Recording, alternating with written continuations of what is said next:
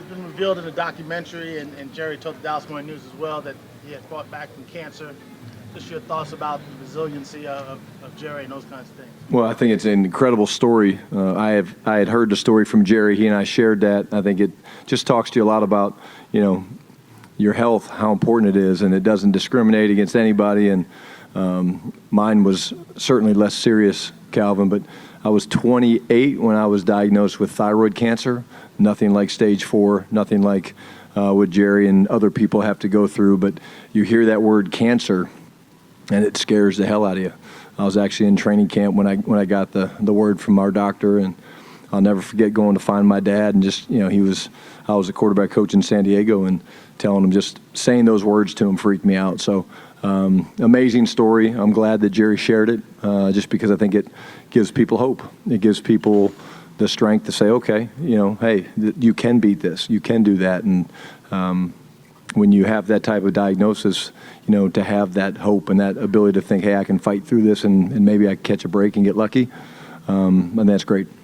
Jerry, I was just close to his family like you are. How much does that help you fight cancer? Oh, it does. I mean, you lean on those people. I mean, you definitely lean on those people. And the communication, because like when you're going through those things, again, mine was nothing like as serious. Thyroid cancer is the slowest growing cancer in the world. I was actually more concerned about when I had to have the surgery that I could lose my ability to speak. And I was a coach, because they're around your vocal cords. And Sam Weish actually had something like that happened to him a while back. But, man, without your inner circle of people and your family and your loved ones, it kind of reminds you of what truly matters.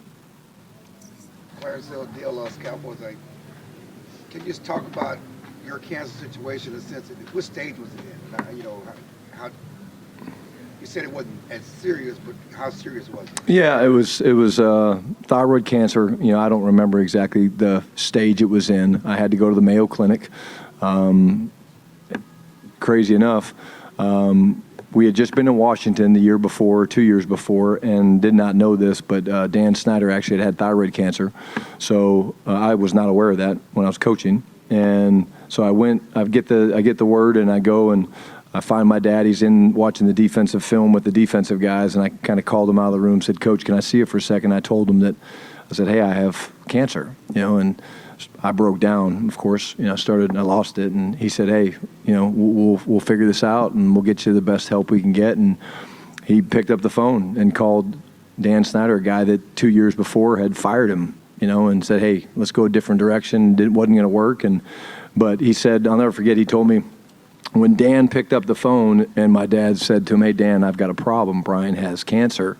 Dan said, "Marty, give me 5 minutes and I'll call you back." And I think it was within 24 to 36 hours, I was on the operating table in Rochester, Minnesota. Again, it just shows you when you're dealing with things like that, everything competitively stops. Like, okay, hey, Marty and Dan disagreed and wanted to go a different direction. But the minute he picked up the phone, he said, "Hey, give me 5 minutes," and he called his contact at the Mayo Clinic, and next thing you know, I'm on the operating table. My wife was pregnant with with our first child. She was about 4 months pregnant with our son Sutton, and so it was a very traumatic thing for me. Can you give us just a timeline of when you found out you had cancer to when you were operated on until it was all gone? Yeah, it's been a while, but basically found out early August. Came off the practice field, had a phone call from the doctor saying, "Hey, Brian, give me a call." I knew there was a lump in my throat, and so I knew there was something that was bothering me, but I didn't think it was anything. The doctor, when they did the fine needle aspiration, they didn't think it was anything. And so I remember coming in from practice and picking up the phone, and I knew it wasn't a good thing.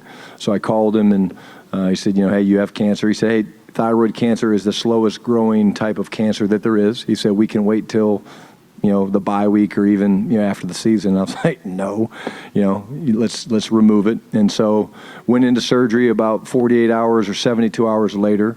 They removed my thyroid, and I think there were 17 lymph nodes. The thing that's so crazy about, you guys can see on my throat potentially, but there's a scar. But the thing about thyroid cancer is usually what they do is you do the surgery, and they make you take a radioactive iodine. You drink a radioactive iodine drink. And the beauty of what I was fortunate enough to do, and I say this humbly, was the doctor that did the surgery said, he goes, I'm not going to do that to you unless I think I miss.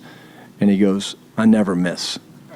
And so I think that's why, again, very blessed to be in the position I was, National Football League. And again, quite honestly, we are blessed to have some of the best connections to things like that. But I'm honored and humbled to say that if it wasn't for Dan Snyder, if it wasn't for the National Football League, maybe my story was a little bit different.